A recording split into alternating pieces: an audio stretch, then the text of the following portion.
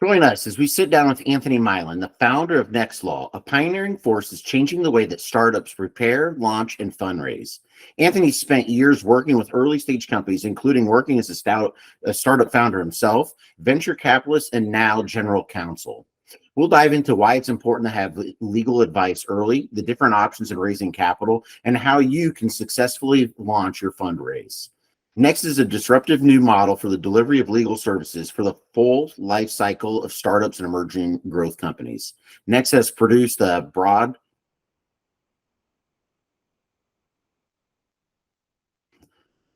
Next is a disruptive new model for the delivery of legal services for the full life cycle of startup and emerging growth companies.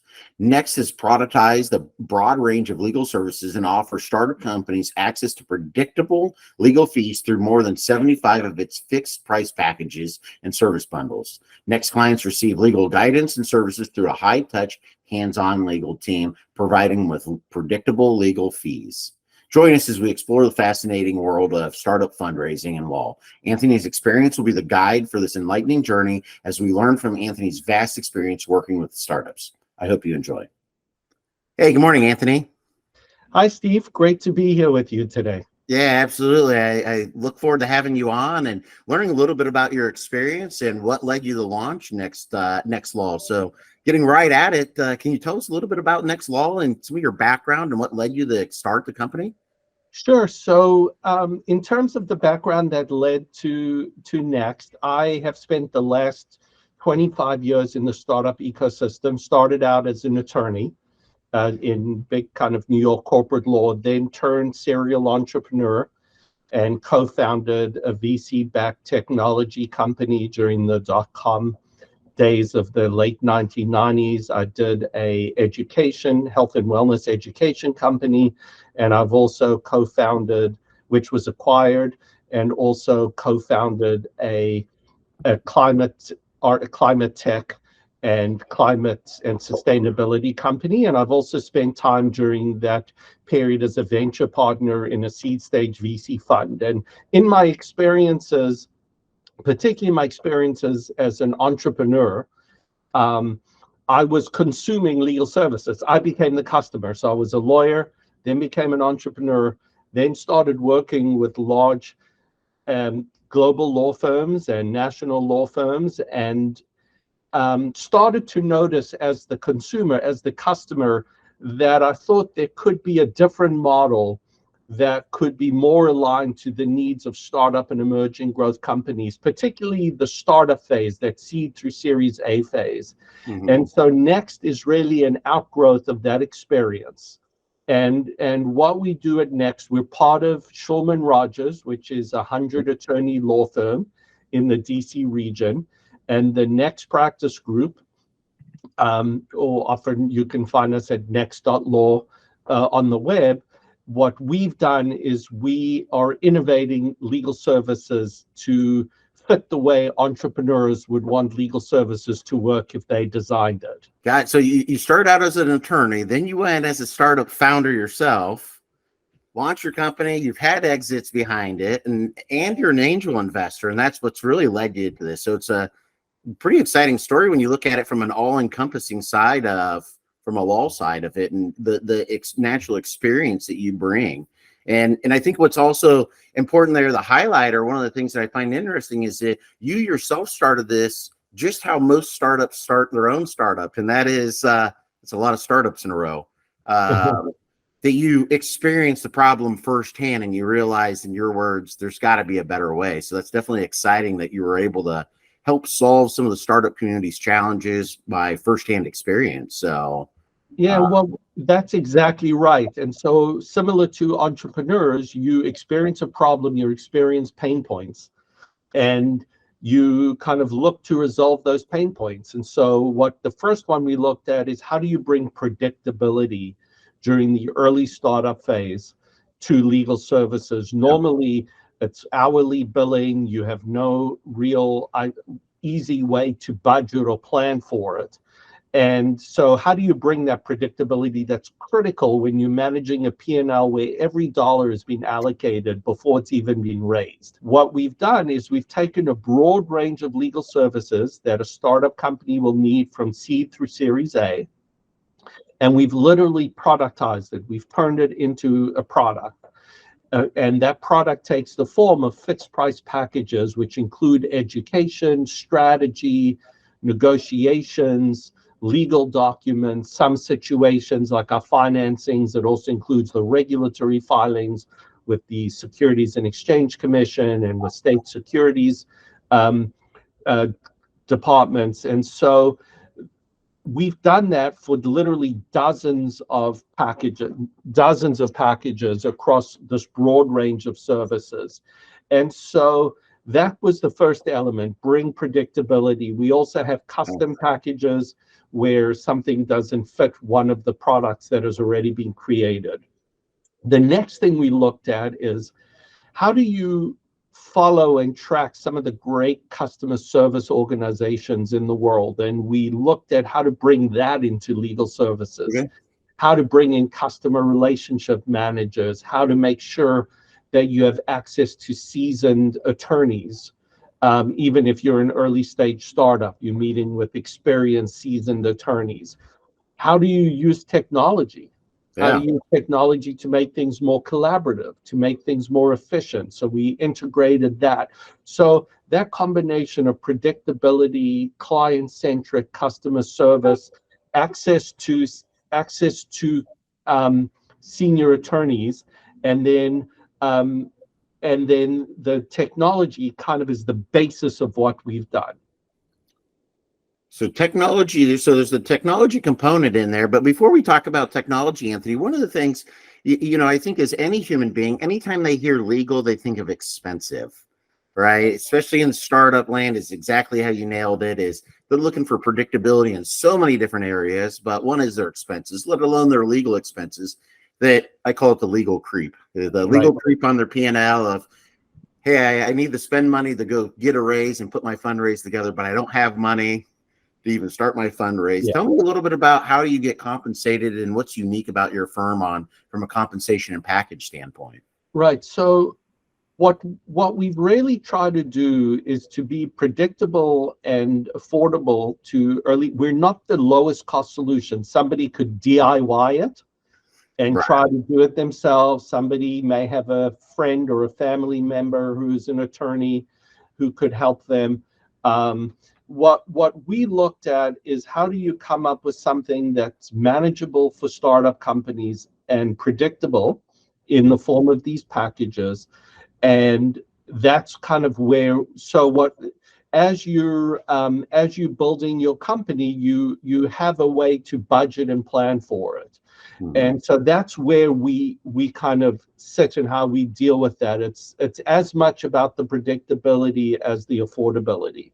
And then, in terms of the importance of legal services and having proper counsel, that is something that every startup should consider. Just given the importance, there is such a tight correlation between what you're trying to do on the business side and the legal components that go along with that business. They're very interconnected, and you really want to get them both right to give yourself the best shot to build your company successfully.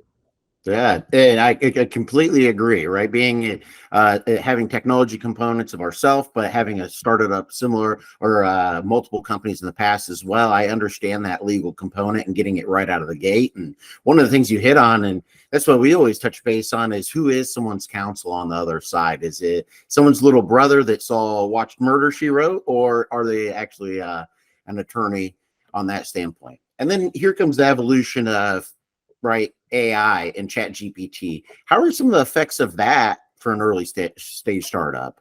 On the legal side, we look at all new technology all the time and look at it as really an enabler for what we do. So if somebody's just looking for legal documents, you can get legal documents. That's a complete commodity now. What's really important is the guidance that sits behind the documents. So if you doing a financing, should you do a price round? Should you do a convertible note? Should you do a safe? Should it have a discount? Should it have a cap? Should it have both? There are in every area there is decision points. Same as if you have an issue with your heart, you don't go to an orthopedic surgeon. Not all attorneys are specialized in the same area. Just because somebody is a great attorney doesn't necessarily make them a great startup attorney. And so when you're looking to bring somebody on, you want to work with somebody who understands the startup ecosystem. They know what's market for startup companies. They understand the speed that startups need to work at. They understand the 24/7 nature of being a founder. They understand the cost issues. They understand how to prioritize, because while you would love to say to somebody, everything is equally important and you have to do it all, there is a reality as a founder. You have a set amount of money, and you also have to build your product, and you have to hire an employee, and you have to do some product market fit work or marketing. And so you can't just say we're going to throw it all into legal because everything's equally important. So also somebody who can help you stage and can help you prioritize, that know what's really important before you raise your seed round and what you can do a little bit later after you raise your seed round. And so all of those things become important. And when it comes to technology, you can't just replace that kind of guidance, that kind of counseling. But attorneys should look at technology as their friend. How do you use technology to do what you do more efficiently, so that you can pass that efficiency onto your clients, that you can be more effective? And so we always look at new technology not as a competitor, but a way to be able to do things that should be commoditized faster and provide the higher level guidance and strategy and counseling as having more time to spend on all of that. Yeah. No, that's really impressive. As I kind of said, I really like the experience that you yourself bring, but also 100 other attorneys within the law firm as well. So it is well rounded with kind of all the different areas of expertise that a startup founder would need, and specifically that I say you've been there, done that. You've been a startup founder, as we said. You've been a venture capitalist as well, and you understand the technology side of it, even dating all the way back to the .com side of it. But with all those experiences, could you share with us maybe a story or two about how that's led to success for one of the early stage startups or one of the companies that you've worked with? Yeah, so, one of the things we do, and we've only spoken about the legal side of what we do, but we look at ourselves at Next as a long-term partner in helping the founders and clients that we work with de-risk and go and continue to grow successfully their companies. And so on top of all the legal side, we've launched platforms that do that. We launched Pitchmasters. Pitchmasters is a platform that helps founders in a safe zone practice their pitches in front of experts who give them real-time feedback, so that they can hone and improve their pitches before they have to do it in front of investors. Mm-hmm. We've launched Next Raise, which is a platform that helps connect founders and investors more scalably, and that will continue to help founders be more investor ready when they get in front of investors. And one example, we put on a Next Raise event last month, where in an afternoon we had about 15 VCs and we had many companies, and we set up in that afternoon over 50 one-on-one meetings between founders and the VCs who were present. So those are an example of that. We've launched Startup U, which is a platform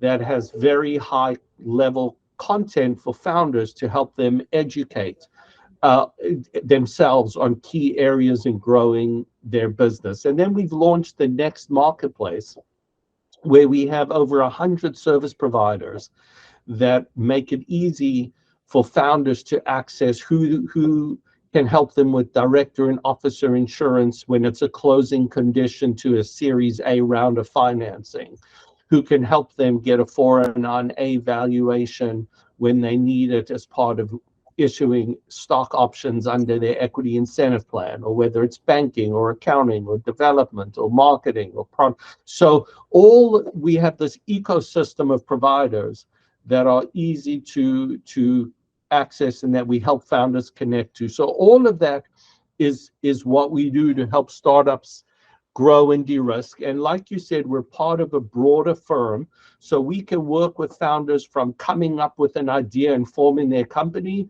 through all the raises and all of the different employment, intellectual property, tax,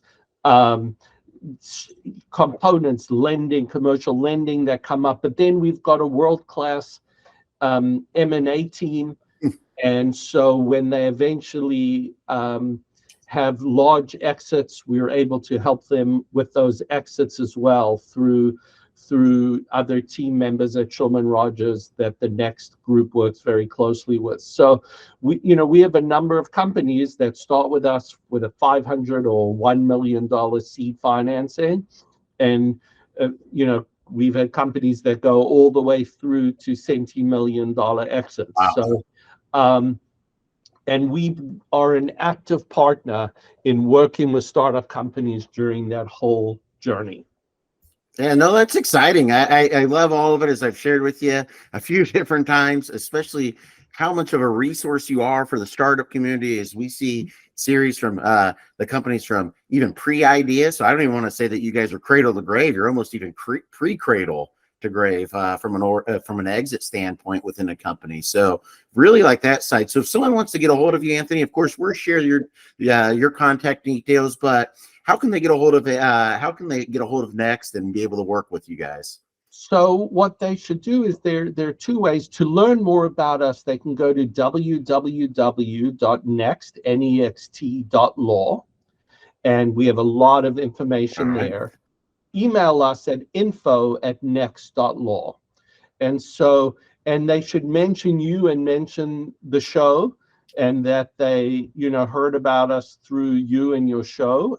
And so that's another way. So again, go to www.next.law, which is our website, or email us at info@next.law, and definitely mention you, Steve, and the show. Thank you very much for joining us today, Anthony. As a provider of capital ourselves, we realize how important it is for companies to have their documents in order. And it's certainly encouraging to hear how much you're working with the startup community to ensure that they have a successful fundraise and exit. So thank you again, Anthony, for sharing your insights, and for everything that you do for the startup community. And thank you for having me on the show. You, Steve, and the show. Got it. No, thank you very much for joining us today, Anthony. As a provider of capital ourselves, we realize how it's certainly encouraging.